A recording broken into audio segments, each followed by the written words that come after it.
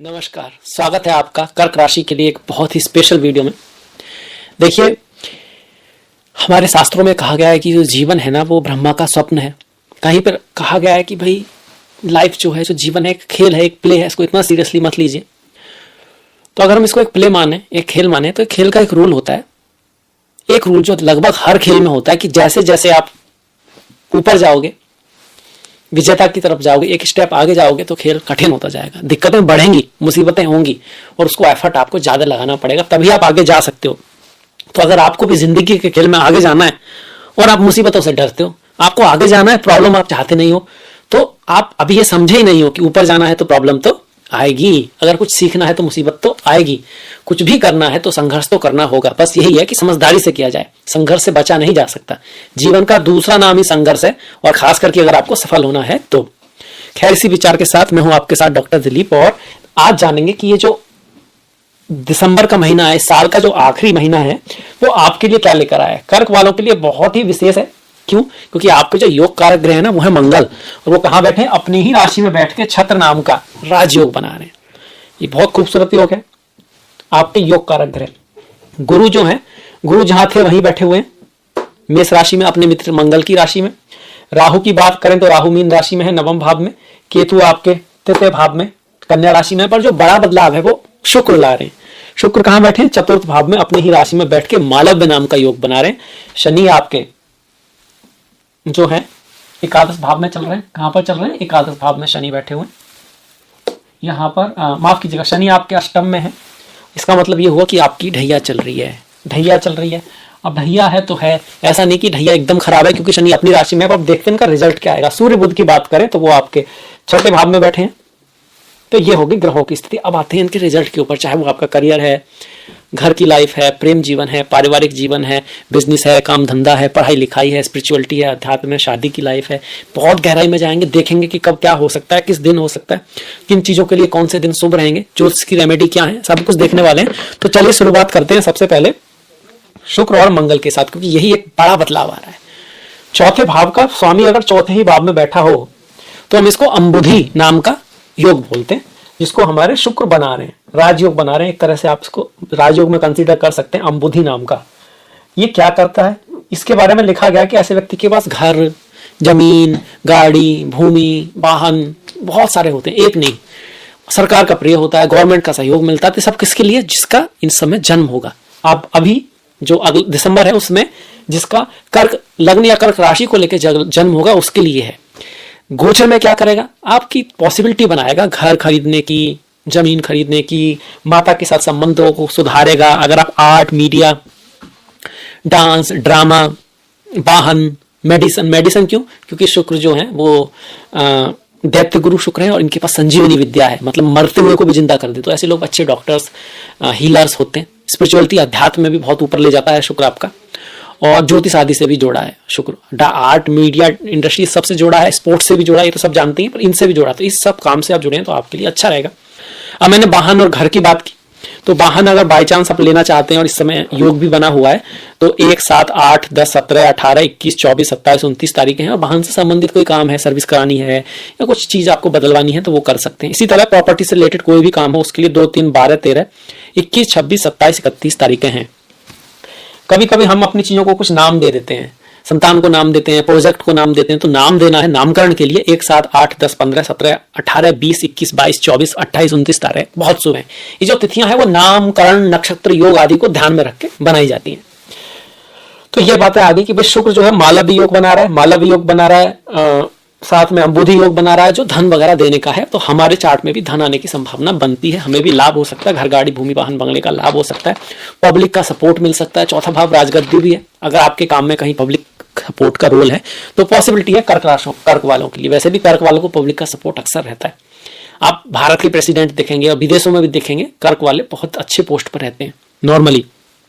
उसका कारण क्या है कि दिल से कॉम्पिटेटिव होते हैं। दसम भाव में मेष की राशि है, अपने लक्ष्य की तरफ बढ़ते रहते हैं, मन में बैलेंस रखते हैं। मन के भाव में तुला की राशि, यही कारण है उसका, मेन कारण उसका यही है। और तो मालव्य योग हो गया। अब ये जो मैंने बातें बताई, ये किस तारीख हो सकती हैं? घर, से संबंधित कोई इवेंट, माता से संबंधित कोई इवेंट खरीदेंगे आप अपने अकॉर्डिंग तिथि देख के खरीद सकते हैं, पर वो इवेंट होने के योग कब बन रहे हैं जो शुक्र का जो है, तो उसके लिए हमको देखना होगा कि शुक्र की एनर्जी कब बढ़ रही है नेक्स्ट महीने।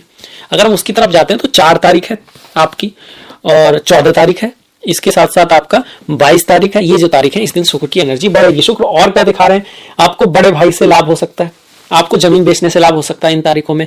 स्पिरिचुअलिटी अध्यात्म के लिए तो अच्छा है क्योंकि शुक्र भी गुरु है, पर ये नॉर्मली स्पिरिचुअलिटी अध्यात्म से संबंधित कोई बिजनेस हो, अकल्ट का बिजनेस हो, ज्योतिष का कोई बिजनेस हो, उस चीज से जुड़ा हुआ, हीलिंग से संबंधित कोई बिजनेस हो, आर्ट, मीडिया, फ्लावर, फीमेल से जुड़ा हुआ कोई काम हो, उसमें आपको लाभ हो सकता है इन दिनों में। इसके बाद मंगल, योग कारक ग्रह क्या होता है, जो केंद्र और त्रिकोण दोनों का स्वामी हो। केंद्र कौन कौन से, 1, 4, 7, 10। तो 1 जो यहाँ पे लिखा हुआ ना 1 नंबर, ये 10वां भाव है वास्तव में, इसके मालिक मंगल है। और ये जो पंचम भाव है, इसके जहां पर 8 लिखा है, पंचम भाव है, राशि इसमें 8वीं है, वृश्चिक राशि है। इन दोनों के स्वामी मंगल हुए, मतलब एक केंद्र और एक त्रिकोण के स्वामी मंगल हो गए, इसलिए वो योग कारक ग्रह। अगर योग कारक ग्रह अपने ही भाव में बैठ जाए, वो भी केंद्र त्रिकोण में, तो महाराज योग कारक होता है। और ये जो राजयोग है इसको हम क्या कहेंगे, इसको हम बोलेंगे छत्र नाम का योग है। छत्र, छत्र का मतलब होता है एक तरह का राजा, आप कह सकते हो छत्रपति शिवाजी, एक छत्र राज्य, राजाओं का योग है छत्र।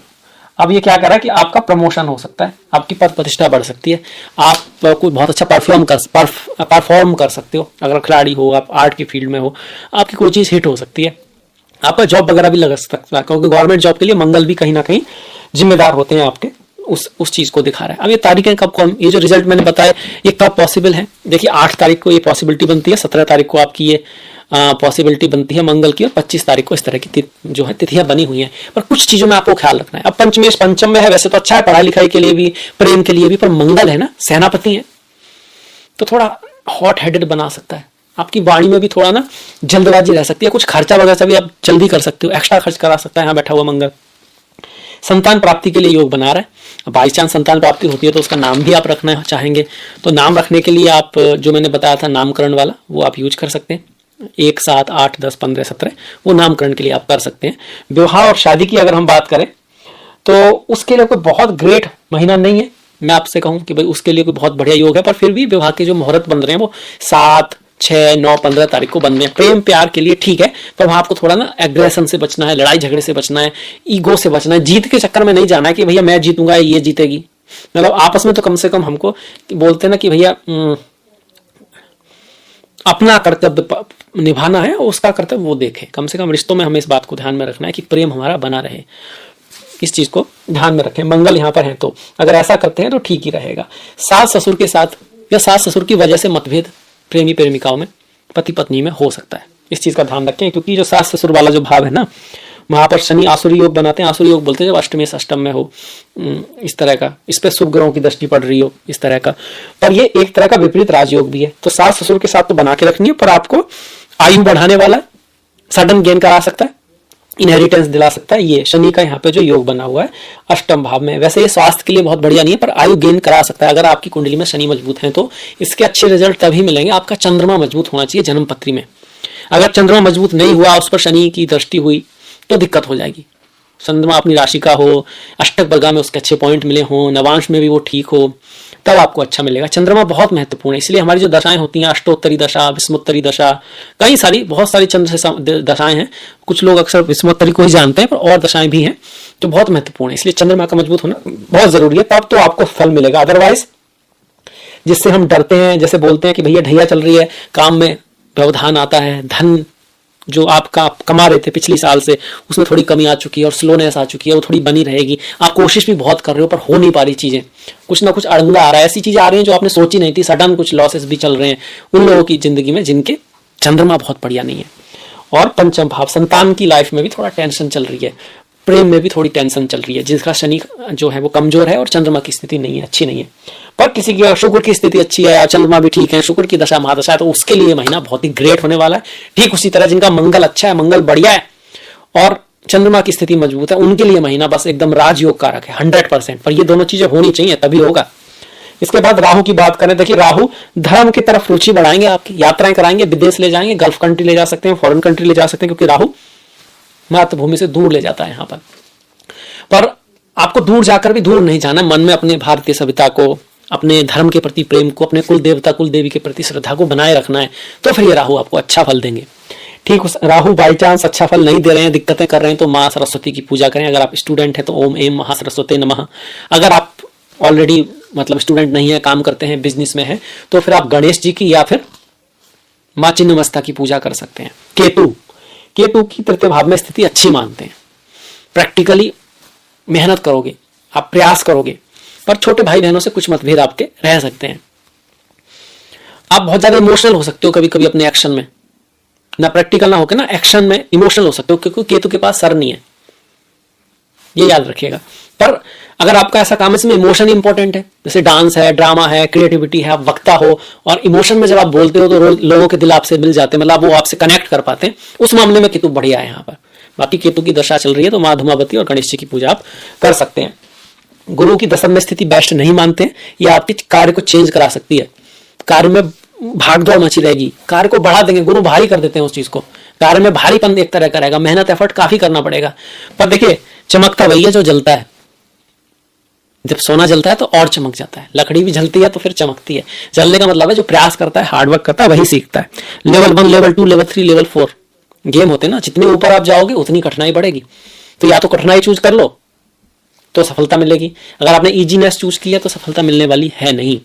कहने की बातें और होती हैं, जब कोई कहे भाई हमने तो पढ़ाई करी नहीं है और बस एक दिन पहले पढ़ लिया था और हमारा IAS निकल गया, बस किस्मत अच्छी थी या 1 महीने पढ़ाई की। अब कहने निकल जाने के बाद तो कोई कुछ भी कह दे, है ना, और किसी करोड़ों में एक का निकल भी गया तो उसको आप जनरल रूल तो नहीं देखोगे। तो मेहनत तो करनी पड़ेगी सफलता के लिए, और लगातार, और वो भी सटीक बुद्धि से। ऐसा नहीं मन में कुछ और चल रहा है और पढ़ रहे हैं और कह रहे हैं भैया हम तो पढ़ तो रहे हैं और हो नहीं रहा, तब कुछ नहीं होगा। ये बिजनेस में भी यही है, किसी के लिए नफरत नहीं, सफलता पे लक्ष्य, क्योंकि नफरत आपको सफल होने में उसकी जो सोच है ना, वो आपको वो सही निर्णय लेने ही नहीं देगी। इसीलिए इनको काम, क्रोध, लोभ, मोह, ईर्ष्या, अहंकार किसी को प्रूव नहीं करना है, बस अपने आप को अपडेट करना, अपग्रेड करना है, लोगों को ऐसा कुछ देना है ताकि आप कुछ देने वाले हो, आपसे उनको कुछ लाभ हो।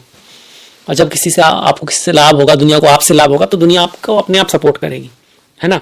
उस चीज पे ज्यादा फोकस करना है, उस चीज पे ज्यादा ध्यान देना है, क्योंकि दूसरों पर अगर आप ध्यान दे के कुछ थोड़ा बहुत अंतर कर भी पाए, थोड़ा बहुत ही कर सकते हो, पर अपने पर अगर आपने ध्यान दिया तो आप बहुत बड़ा अंतर कर सकते हो। इस चीज को समझिएगा, तो क्यों ना फिर वहां फोकस किया जाए।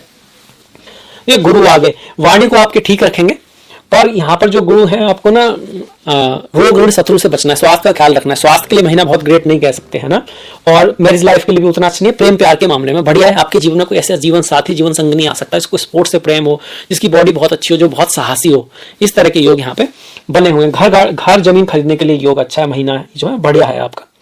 और क्या बात रहेगी भाग्य, देखिए भाग्य साथ तो देगा पर सडननेस रहेगी, चेंजेस रहेंगे उसमें, सडन अप एंड डाउन रह सकते हैं। खासकर वो जो तारीख है जिनमें आपको थोड़ा शॉक दे सकता है भाग्य, अच्छाई या बुराई की तरह से, वो 9 तारीख है, 18 तारीख ऐसी है आपकी, और 26 तारीख भी। इस दिन राहु का प्रभाव बढ़ रहा है, इस दिन जरूर माँ दुर्गा की पूजा करें, ललिता सहस्त्रनाम या श्री सूक्तम का पाठ करें, बहुत अच्छी रेमेडी है आपके लिए। अगर आपकी शुक्र की दशा महादशा है तब तो, और शुक्र आपके अच्छे हैं, तो ये रेमेडी आपके लिए कुछ कमाल कर सकती है। अब कर सकती है इसलिए क्योंकि आपकी दशा तो शनि की भी हो सकती है और आपके चंद्रमा कमजोर भी हो सकते हैं, वो फिर एक्सेप्शन हो गया। अब बढ़ जाते हैं त्योहारों की तरफ। देखिए त्योहारों में बढ़ने से पहले मुहूर्त में भी मैंने आपको घर के लिए, वाहन के लिए, शादी विवाह के लिए ऑलरेडी बता दिया, नामकरण के लिए भी बता दिया नॉर्मली, और कुछ आपको करना है तो जो शुभ तारीखें वो मैं आपको बता देता हूँ। 1, 6, 9, 11, 15, 16, 19, 21, 22, 25, 28, 28 बहुत शुभ है, 21 तारीख भी बहुत शुभ है। अब पढ़ते हैं त्योहारों की तरफ। आपको नववर्ष की बहुत बहुत शुभकामनाएं, आपको क्रिसमस की भी मेरी क्रिसमस। देखिए हम लोग भी मेरी क्रिसमस बना रहे हैं और सेंटा क्लॉज जो है हर जगह घूम रहा है, वेस्टर्न से है, उनका त्योहार है। और कितने कह सकते हैं आप, कितने विश्वास के साथ, संगीत के साथ, कैसे भी कहिए, हर जगह सेंटा घूम रहा है, कोई क्वेश्चन नहीं कर रहा भाई ये स्टोरी है या रियल है या क्या, जो भी है, और ठीक भी है, विश्वास की बात है उनके।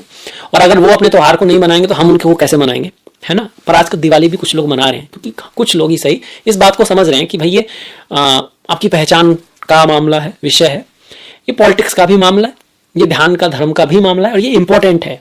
बहुत कुछ लाइफ में इंपॉर्टेंट होता है और उसके कई पर्सपेक्टिव होते हैं, तो कई सारे पर्सपेक्टिव से अपने धर्म को, अपने जहाँ से आप आए हैं, अपनी पहचान को जानना बहुत इंपॉर्टेंट है। अगर आपका अपना कोई लेवल नहीं है तो कोई दूसरा आपके ऊपर लेवल चिपका देगा। अगर आपका अपना कोई एजेंडा नहीं है, आपका कोई और लक्ष्य नहीं है, तो आप किसी और के लक्ष्य का पार्ट बन जाओगे। इसलिए अपने त्योहारों को समझें, जानें और उसको फॉलो भी करें, बहुत जरूरी है।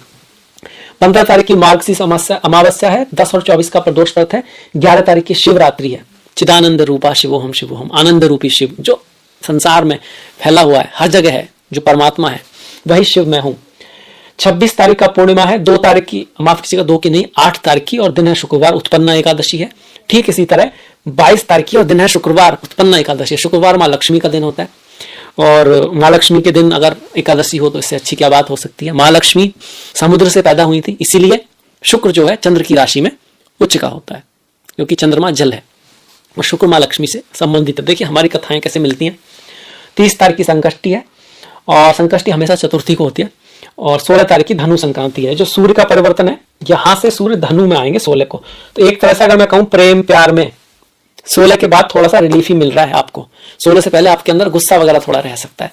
हालांकि सूर्य यहाँ धन दे रहे हैं, आपके स्पाउस से, विद्या से आपको लाभ करा सकते हैं, पर गुस्सा, ईगो, कौन सही, वाणी में कटुता, इसका ख्याल जरूर रखिएगा। तो अब इसके साथ ही मैं आपसे विदा लूंगा। आपने एंड तक वीडियो देखा, इसके लिए आपका बहुत बहुत धन्यवाद।